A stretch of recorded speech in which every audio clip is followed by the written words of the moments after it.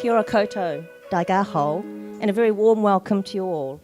My name is Debbie Suhoi, and I'm honoured to be your Master of Ceremonies for this special occasion, the official launch of Stuart Vogel's Rich Treasures in Alien Soil. It's a privilege to welcome our distinguished guests, Honourable Mark Mitchell, Minister for Ethnic Communities, the Honourable Melissa Lee, Member of Parliament Nancy Liu, Deputy Mayor Desley Simpson, Chair of the Poltax Heritage Trust Rodney Wong, Reverend Andrew Cox, fellow trustees and past trustees, and all our guests and members of the wider community.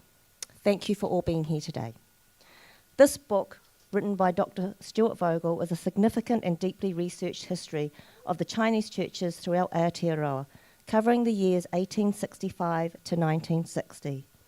It's particularly fitting that the Auckland Chinese Presbyterian Church is co-hosting the launch today, given Stuart's connection with his church.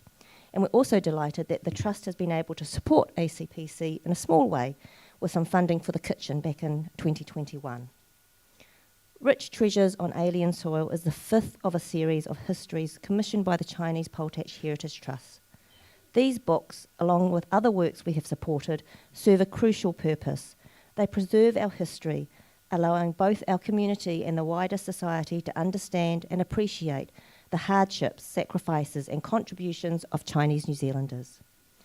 These are not just books for the coffee table. They offer insights into our past and inspiration for the future. A great example of this is Farewell Guangdong, which has recently been brought to life in a documentary series on the RNZ website, showcasing the stories of seven refugee women and their female descendants, an extension of Lily Lee's incredible research and writing.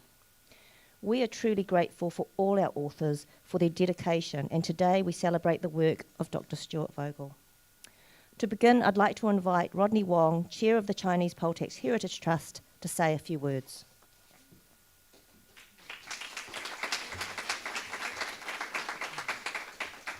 Thank you, Debbie. It's funny, I'm from Auckland, and I asked my mother this morning, we stayed there last night. I remember as a kid, we lived in Mangere, and every Sunday we'd go to Sunday school in Onehunga. And there was a family, the Youngs from Mangere Bridge, who would come and pick us up to take us to church. And my mum said, "Oh yes, you boys used to run and hide." And I remember more about hiding from the people who come pick us up to take us to Sunday school than I do remember going to Sunday school. But regarding the Poltax Heritage Trust, I think it's 23 years since the former Prime Minister Helen Clark made the formal apology. And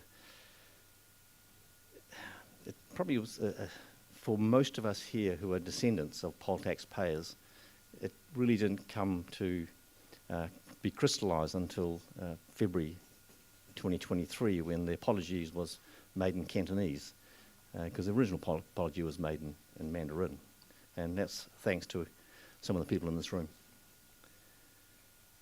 Between 1881 and 1944, the Chinese in New Zealand were basically imposed with 29 acts and policies that explicitly excluded and targeted Chinese. Anti-immigration and anti-Chinese sentiments can be found in all central government records, most local government minutes. In newspapers of the time, that was classed as news to be shown that there was a high level of racially motivated fear, hatred and violence. But all those stories were told not by the Chinese. The Chinese Poltax Heritage Trust can be seen by some as the price, the $5 million that our society has paid to clear a collective conscience. But for us, Chinese descendants, this institutional racism, systemic legislative discrimination, still resides in our population. And in the 20 years the Trust has been in existence, we've strived to record, develop, advocate and facilitate bringing these injustices into the public domain. And as I was speaking to Minister Mark, it's not just in books. It's in videos. It will soon be in a music video to appeal to younger people, because not everyone wants to read, and no disrespect, Stuart, a long, dry book.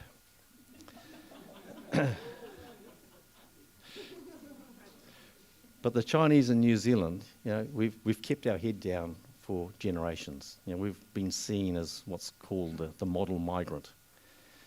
We're quiet, we're not complaining, and as such, the trauma that we've endured has never been recorded.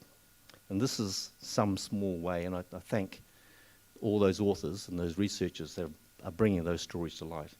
However, as the poll tax trustees know, is that when you bring trauma to light, there is also a counterfactual where people would start disbelieving it. So it makes it very important that we start putting facts in our words into some sort of media and recording it. Someone once told me that it is our obligation to tell stories, particularly if you carry a story within you that has the power to change the path of another person's life. So our thanks goes to Stuart Vogel for writing Rich Treasures in Alien Soils, and the Auckland Chinese Presbyterian Church for co-hosting this book event. And I hope you all get to read it, and if you don't read it, there's some fantastic pictures in there. Thank you.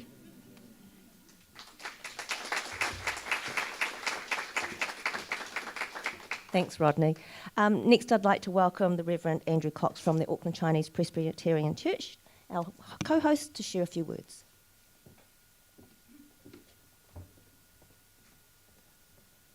Thanks very much, Debbie. Good afternoon, everyone. It's great to have you at our place here at Auckland Chinese Presbyterian Church. A big welcome to you guys as well. Congratulations on your book, Stuart. It's a cracking good read. I haven't read all of it. Oh, sorry. There's my phone wanting to guide me somewhere else. But no, this is my location for this afternoon. It is a cracking good read. It really is, and not just the photos. As you read Stuart's book, you will find it a beautifully illustrated, seriously researched record of the development of the Christian faith among the Chinese, set in the broader context of New Zealand society. The title, Rich Treasure on Alien Soil, has at least three meanings that I could determine.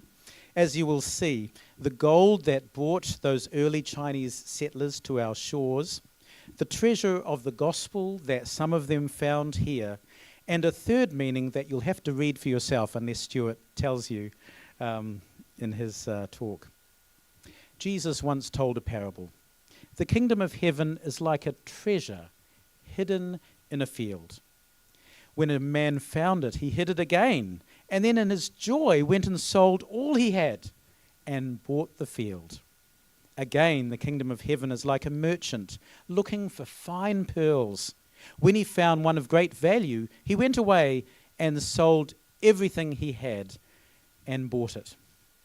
The man in Jesus' parable discovered something of such worth that he was willing to give everything that he had to buy it.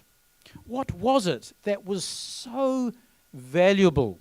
Stuart describes it in his book this way. The basic text of Christianity, the Bible, records the words and teachings of Jesus Christ, who lived 2,000 years ago in the area in and around modern-day Israel. Christians believe that Jesus was killed by the Roman governors, the military and political superpower of the day, at the instigation of some of the Jewish leaders. However, Jesus rose to life again, and through this risen Jesus, whom no evil can kill and who is eternally present, God established an eternal covenant or pact with all people everywhere. At the heart of the universe is God, who through Jesus Christ loves and forgives us. A new relationship of love and reconciliation for and between all peoples has been established. This act of God compels the Christian church to share its faith with others." Unquote.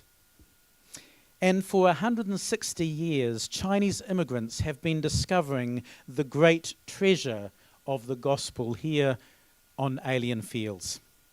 A local church pastor, Shane Huang, who pastors a multicultural congregation just in Cook Street, came to New Zealand 16 years ago. He told me recently that as he grew up, he was never told that he had a purpose. He just did what those in charge told him to do. That was his purpose.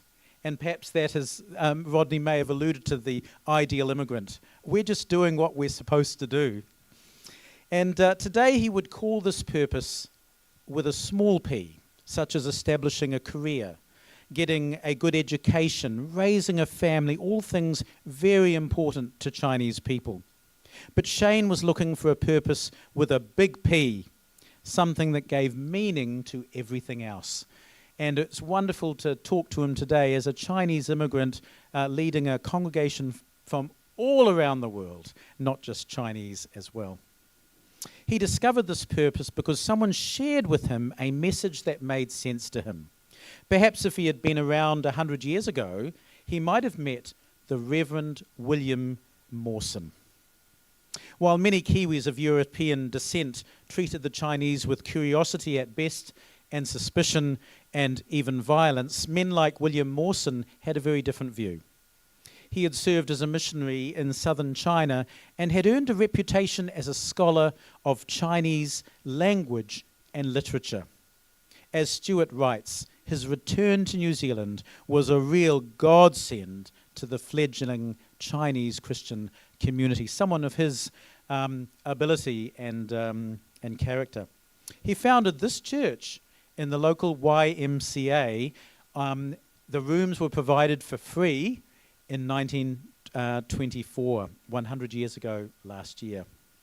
But Reverend Mawson didn't restrict his activities to the four walls of the church. In the wider Auckland area, he noted there were 60 Chinese gardens and around 100 Chinese shops and laundries, which he visited regularly. He also visited the Chinese in Mount Eden Jail and held services for them. At a meeting of the National Council of Women in 1927, he indirectly addressed the New Zealand government's policy of restricting Chinese women from entering the country. He spoke compellingly of the plight of men living apart from their wives. He observed that Chinese women make excellent mothers and sought to create nice, tidy homes for their families, just like every other mother in the country, he said. Unfortunately, they would have to wait until the close of World War II for this egregious policy to finally be changed under the Prime Minister, Peter Fraser. Despite widespread indifference to Christianity, let's face it, among the Chinese and non-Chinese, Chinese and non-Chinese Christians played a crucial role in supporting and advocating for Chinese immigrants.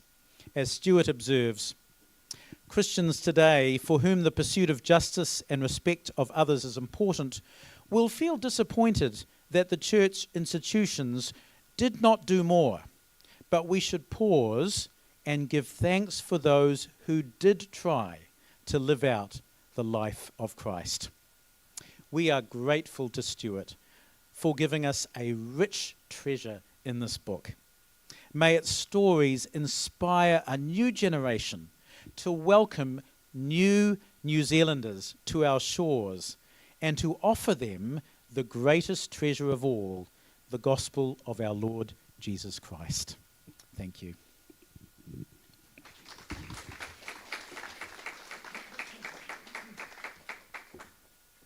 Thank you so much, Reverend Cox.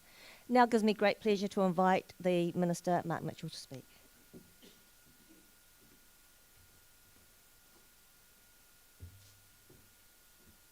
Thank you. Daiga Hao. Good afternoon, everyone. It's a pleasure to be here with you. Oh, there's some familiar faces in the crowd as well. Good to see you, Grant. Look, firstly, can I just say that on becoming Ethnic Communities Minister, I found out that I was the settler for the Chinese Pole Heritage Trust tax trust. And I wondered what this was all about. I hadn't heard anything about it. So I said, can you come in to the people from the ministry and give me a full briefing? And I have to say that at the end of that, I was very impressed, and I want to acknowledge the trustees that are here today. The people that were on the trust. Can you put your hand up and just show who you were? Well, you're the one. You're on there now, Rodney. I'm talking about past trustees. You said past trustees. Can I acknowledge and thank you for the outstanding work that you have done? Without a doubt, you work behind the scenes and under the wire, but none of this would happen without you. And of course, Rodney, can I acknowledge you and the present trustees and the work that you're doing? Can I acknowledge my good friend and colleague, Honourable Melissa Lee, who was the settler before me and was just as passionate about this as what I am. Can I acknowledge our Deputy Mayor, Desley Simpson. Desley, it's good to see you here, especially as you've just had a bout of shingles, which is not very nice. So it shows how tough she is that she's actually turned out for us today. And also my good friend Nancy Liu, MP, with us down in Wellington. And Stuart, can I acknowledge you, mate? You've had a bit of a hard time at the start here, but the amount of work and research that goes in to putting and capturing the history like this is extraordinary. And so I want to acknowledge you and the dedication that it takes to actually be able to do that, and just acknowledge how important it is, because now it's captured and it's down and people can read it. And our history, where we've come from, is just as important in terms of where we're going. So well done. And I do want to make an acknowledgement. I think Rodney captured it very well. The fact of the matter is, if we look when our first Chinese immigrants arrived in New Zealand, it was actually a pretty hostile place to be. They faced racism, violence, illness, hardship, and actually a big part of surviving and coming through that with resilience is faith. Faith has got a huge role to play. So I think that it's very appropriate that the Trust has supported this piece of work. I also want to acknowledge the Chinese Presbyterian Church here today, who are hosting the launch of this book. And finally, I actually said to Rodney, I was very curious to know what the title is as well, because I know there's probably a few layers of meanings behind that. Obviously, the fact that the ability to be able to mine gold, but I think the Reverend alluded to the fact there's a couple of other meanings sitting behind there too. Stuart, I'm looking forward to you coming forward and actually pulling back the layers and telling us exactly what you did to put this book together. Thank you very much.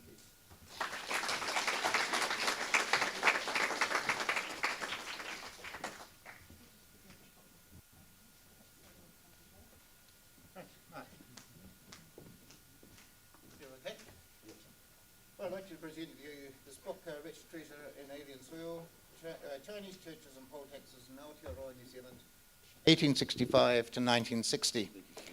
And I hope you enjoy reading it. Thank you, mate. And I hope it has a good place on your library shelf. Thank you very much. And you can lend it to anybody you'd like. Thank you very much. Thanks, Stuart. Really appreciate it. Thank you. Thank you.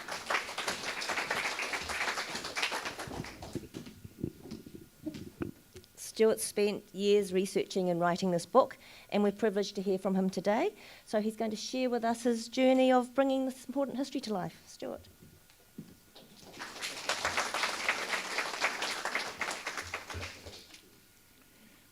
Well, kia ora tātou, pingan, begates, and that's a reference to a German ancestry which appears in this book. You have to read the book to find out how that appears. But welcome everyone. I'd particularly like to thank you, Mark, for coming, and Desley, and Melissa, and Nancy. And I see also several friends here. If I mention any, then I'll leave some out. So, but I just do want to mention that Professor Paul Clark's here, and he's my PhD supervisor. So thank you for coming, Paul, and for those years of training me how to write a book. Now, any flaws in the book is not your fault. But the other, I'd really like to acknowledge Dr. James Ng down in Dunedin, who's written the real book, Windows on a Chinese Past, which is the 3-volume book, which is meticulously researched and documented.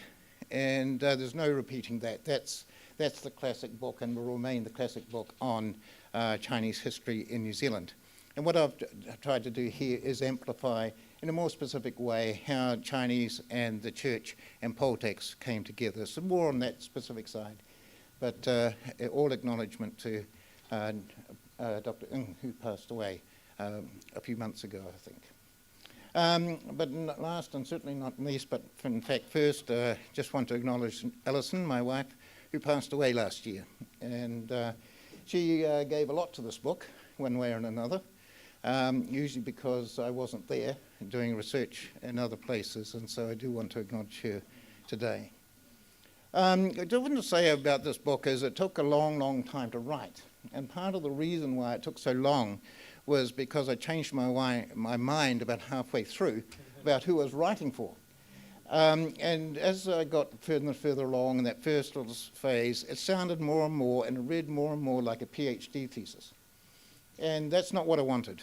And then I started to ask myself, who am I writing this book for? Who should read this book? And in the first instance, it came to me that people who should read this book should be the descendants of those first miners who came in the 1860s, 70s, 80s, and 90s.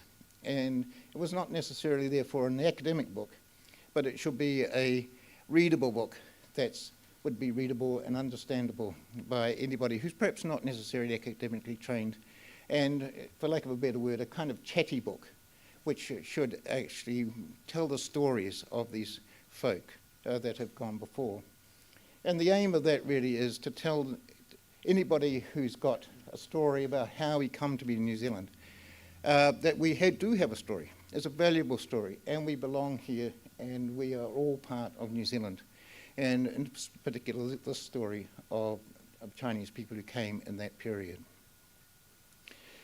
As I wrote the book, I came to see, I knew there would a lot about what I would find. I was always going to find, I knew that, and unfortunately had to find it because it was so obvious, was racism.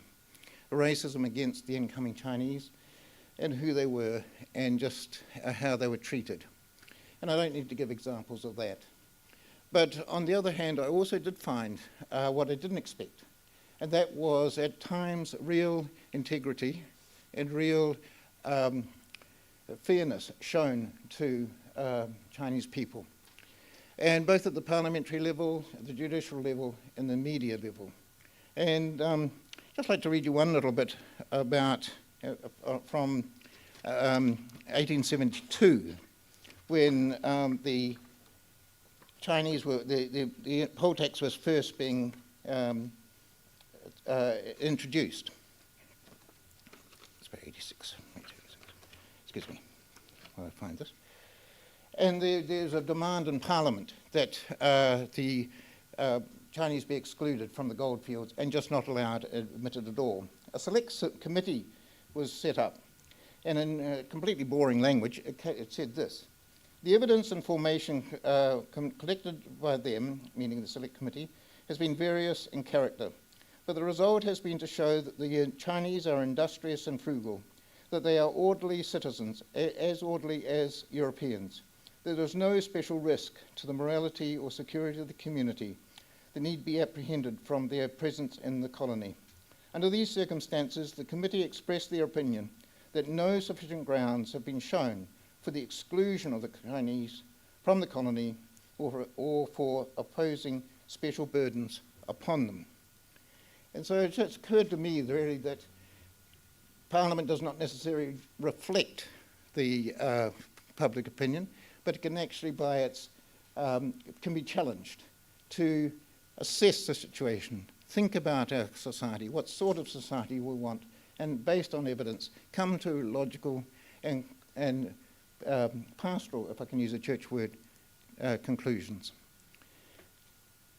In the judicial field, a judge, just to give one other example, in 1875, was faced with an accusation against the Chinese that he had been disrespectful for a European. And the judge said, this court is for justice to all, no matter what a man's nationality might be, and justice will be done to all. And that was, I think, a fascinating insight into the judicial time, that yes, there were certainly cases where Chinese were discriminated against. But at best, our society, our settler society, has brought some good things, fairness and justice. And one of the interesting things there, and you'll find it in the book, was what you do when you get Chinese people coming into court and they have to swear on the Bible to tell an oath. Now, of course, they're not Christians. And so the court thought about that, and one of the things they did was say that the Chinese could blow out a match and make an oath and blow out a match. And the match was, when it was blown out, was really saying, my life will be extinguished if I do not tell the truth. As this match is extinguished, so too do I pledge to tell the truth, or perish, my life will be forsaken or given up. So I think, you know, the court was prepared to look at the Chinese, believe they could tell the truth in court, and was prepared to accept their testimony. In Aotearoa in 1875, to look at the media, the editor of the Aotearoa Mail actually said that the Chinese were a godsend to Aotearoa, and the reason for that was that they were prepared to grow quality vegetables, and the European settlers were too lethargic to do that, and so they were dependent on the Chinese settlers to grow their own vegetables. Later on, he got very, very grumpy indeed when 371 cauliflowers, he actually mentioned 371, very precise, got ripped up. And he really ripped into the community, and he said, very grumpily, we cannot imagine a more dastardly, cruel and dishonest act, and one that is reflected as a disgrace on our community. And so in the judiciary and the parliament and the media, we do have good examples of the heights that we can get to and the good levels that we can reach as a society. And so it's I hope when you read the book, you'll find this a good challenge. A second thing that came to mind that really was there that I hadn't quite expected was to find, of course, as I expected, that the lives of the Chinese were really difficult in the 1860s to the First World War and so on and afterwards. But some really made a real impression. And one was, and here I really have to mention the Sai Louis and the Wong Toys in this family and in this church. Those families were very much part of this church. But also in Christchurch there was a man called Ah Ting. And even in the early 1870s, he had a flourishing business on Colombo Street. And in 1879, the place burnt down. His business burnt down, partly because all the fireworks that he had in his storeroom exploded, and the whole place was burnt down, as were the neighbouring offices and residences. But he was insured for £300 by South British Insurance. And so you had somebody who goes against the natural picture that we have of Chinese at that time. And that was, he was quite an entrepreneur. He actually married a European and was very much part of Christchurch society at that time. The third thing I came across, I knew was there, but I didn't appreciate as much, was the power of Chinese women in this history. And I hope you see that too as you read through. And of course, right here in this church, you really do have to mention Mrs. Chow and Mrs. Chan, wives of the ministers in the 30s and 40s and 50s. But even so, Mrs. Mawson, who was William Mawson's wife, really powerful people who actually stood up for the few but growing numbers of women who were here. And also the missionary women like Margaret Reed, who wanted to come back in 1905 with an 8-year-old Chinese girl, orphan. And of course, she wasn't allowed to bring Chinese children. It was all against her. She had a chat to Mrs. Plunkett, a wife of Lord Plunkett, Governor General at the time. She had a word to him. I have no idea what she said to him, but it was certainly effective. And so Margaret Reed was able to bring the little girl here.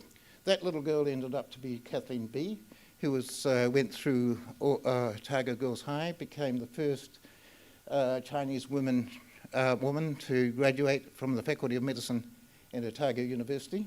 She had a distinguished career and then came back and retired in Tauranga. And so you have lots of women involved in this story who have very powerful testimony, including on a very homely and unobserved level, the woman in Newtown and Wellington, who saw a Chinese lady trying to work out how to use rations, her ration cards. She showed her how to use the ration cards, and at the end, they became friends for two or three decades, 25 years I think it was, and never learnt each other's language. They just helped each other through life in Newtown and Wellington. And so it's quite a remarkable story of the women who come through this book, even though the government was busy trying to keep them out for most of this period. Because if you allow Chinese women in, the Chinese men will marry the Chinese women. What you get then, you get Chinese babies, and we become a Chinese colony, was the rationale. So that was the third thing. The other thing that, the last thing that probably I just want to mention was Chinese often lived in very different parts of the country to the Maori. There's not a lot of connection between Maori and Chinese in the book as itself. However, in 1916, the minister and the Chinese missioner in Wellington talked to the Māori minister in Aotearoa, and they had a combined service. And the combined service was packed with Chinese people and Māori people in the big marae church in Aotearoa. And the interesting thing is, from a Christian point of view too, is that we have the report from the Dominion observing this in English, saying it was a very unusual experience. Sitting in a church service, all the hymns are being sung in Māori, in Te Reo and in Chinese, and not knowing what's going on. And so you have the European Christians who have been missionizing, if you like, the Chinese and the Maori all this time, and then they become the outsiders in Aotearoa in 1916 at this service. And it was one of the dawning, those little highlights in life, I guess, where people realize that the Christian faith is not just something Western. It actually belongs to the entire universe. And the Māori and Chinese combined service showed that. And one of those little pinpoints that the church realized, oh, maybe we're not all about a Western church, a Western religion at all. Maybe there's something more here. And so those are the things that really came up for me in this book. And probably most interesting thing, well, not most interesting thing, but one of the interesting things there too was at the end of the service, they had a sack race and the parishioners, just for fun, out on the beach in Aotearoa.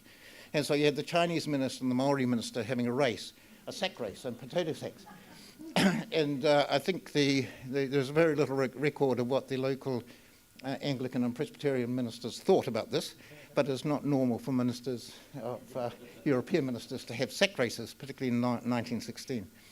So these are some of the things that pop up in the story, and I hope you enjoy it. I tried to make it chatty and to keep it for that group that I was really trying to write for. And one of the things that came out of that was to tell about my own story and to put that in as well, and that's where the German reference came. Because my 3 times great grandfather came from Germany, escaping the Prussian army. He didn't want to be enrolled or enlisted in the Prussian army. So he came here, came to Christchurch, and he settled there. And the Germans in Christchurch, there were a large number of them, one of them he became mayor, were well accepted by and large. And then there was a report in the Littleton Times which said where Governor Grey was going to put a German settlement on Maori land in Taranaki. And Governor Grey wanted to do that to just get past this whole business of the Maori claiming that it was their land. So he wanted a settlement of Germans on this land.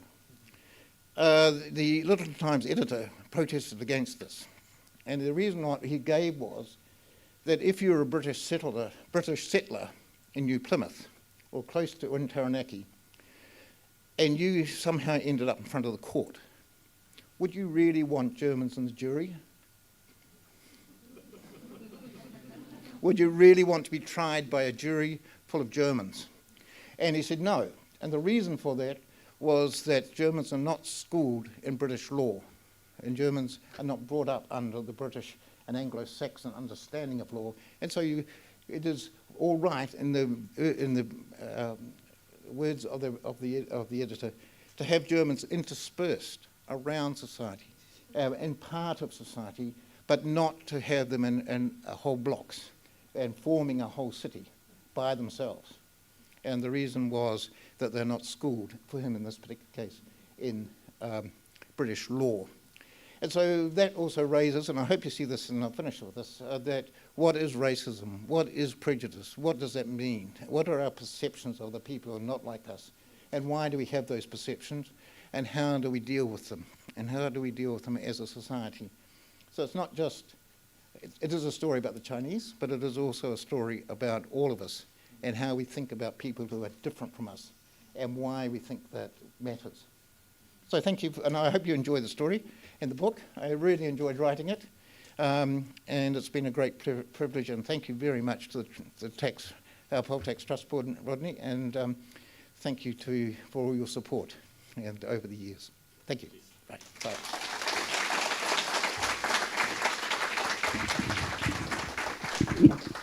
Don't run away, Stuart. We're just going to have a few questions. If anyone in the audience has a question for Stuart.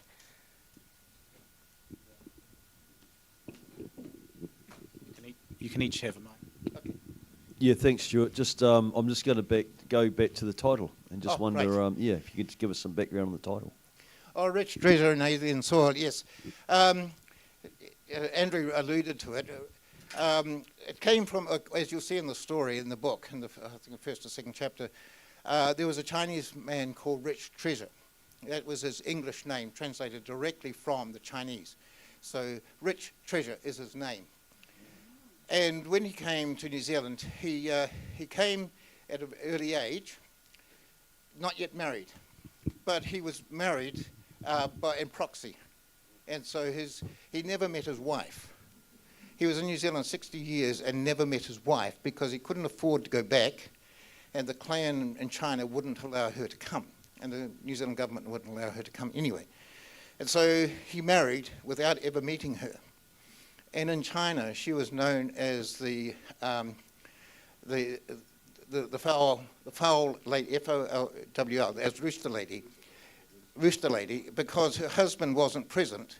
He was represented by the rooster. So at any event where she went, she'd have a rooster. So Rich Treasure is him. He's an alien soil, and the word alien is a word that was used right through. And in the 1950s, Chinese had alien passports. Yeah. Wonderful. Some more questions. Stuart, what inspired you to write this book? I just wanted to find that out. Thank you. I hadn't really thought, I'd originally done some research on the history of this church, and then the opportunity came to write the book from the Poll Tax Trust, and I think they were aware of the importance of the churches in the story. And so one thing led to another, and I ended up being asked to write it. But quite apart from all of that, I think the story is itself a really wonderful one that needs to be told. Any other questions? Hey, James? Yeah. Stuart, in your story that you mentioned, first, I have not read the book, and I do plan to purchase it. You were talking about in 1916 at the church there were the Maori and the Chinese, and eventually they had the sack race and whatnot. But one of the things that you mentioned was that they were very different. There was no connection, I think that you said. That was the wording that you, not a lot of connection between them. But there really was a connection between them. And that was that they were, even in 1916, experiencing racism. So here we are now in 2025, over 100 years later, and the Western countries of the world are experiencing a rise in white nationalism. How do you, after your research, how do you see resolving that? How do you see the changes in the positive direction occurring when we're faced with this rise that's going on, not only in this part of the world, but very much in my part of the world? Yeah, thanks, James. I think one of the questions that came out of that instance is that people saw that nationalism, there's something greater than that, and the church is a global international movement, and our first priority is to each other, meaning internationally so. And the Maori and the Chinese worshipping together, we're showing that we are more than just ethnic groups. We are, as an ethnic community, as ethnic communities, we together, as Christians, are a global community, and we're globally committed to each other. And so when we recognise that we are globally committed, and I think in things like climate change, nobody can solve climate change nationally. It has to be done internationally. And I think that's the little hint, the little spark that was coming out of that incident. And also later on, when you look at the way we now have Korean churches, we have Indonesian, and just within the Presbyterian Church, Korean, Indonesian, Indian churches. It's when we come together and look beyond our own particular ethnic group to say we are one people through, in this case through faith, then we get somewhere and start to make real changes in our world, I think. If we stick to our clan, you'll also see that how the Chinese stuck to their clans in the early days. It was only when they united above and beyond their own clan structure that they were able to make real inroads into the prejudice against them by doing it themselves. I hope that answers the question.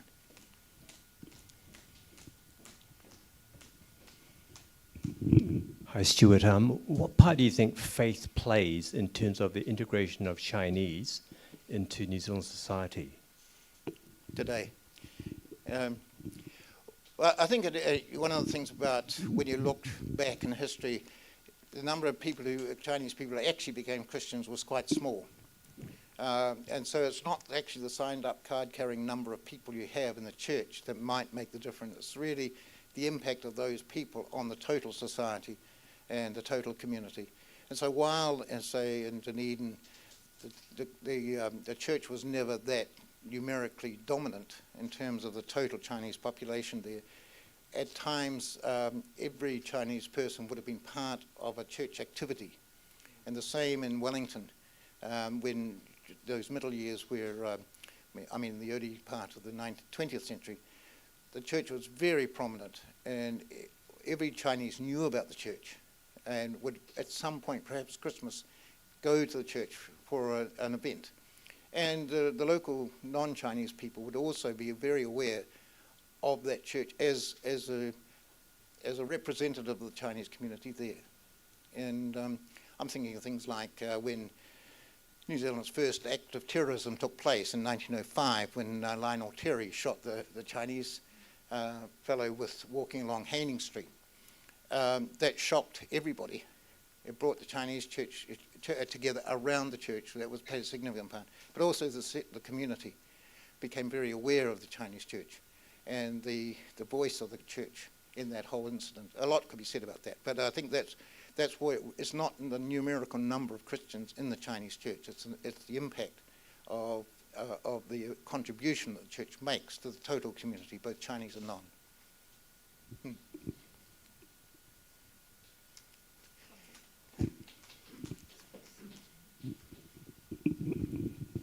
Well, Stuart, I was one of the trustees when we decided what books were going to be made after we'd gone through the main occupations, which was the market gardeners, which was only partly funded, the fruit shops and the laundries, and decided what other factors were where Chinese congregated.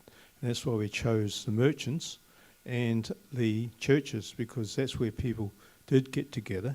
Churches had this added thing, of course, is that a lot of people want them to retain the Cantonese language, and the churches did provide that. Yes. Yeah. Yep. Yes, just to say that